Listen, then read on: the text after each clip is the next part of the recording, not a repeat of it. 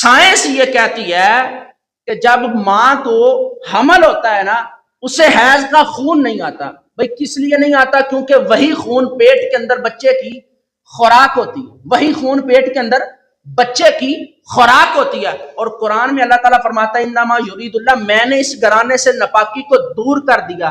اس کا مطلب ہے کہ انہیں خون نہیں آیا.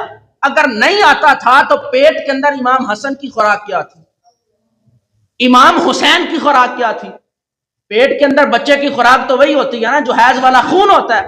اور اللہ نے تو زہرا بتول کو اس سے پاک فرما دیا, تو پھر حسن خوراک کے میں کیا کھاتے رہے؟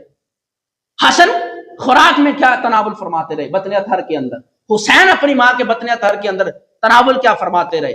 تو ایک مجدد نے اپنی قلم کو اٹھایا اور لکھا کہ ان جھگڑوں میں نہ پڑو کہ حسن کیا کھاتے رہے اور حسین کیا کھاتے رہے, ان جھگڑوں کو چھوڑ دو اور قصیدہ اہل بیت پڑھو, اور پڑھو تیری نسل پاک میں ہے بچہ بچہ نور کا, تو ہے عین نور, آقا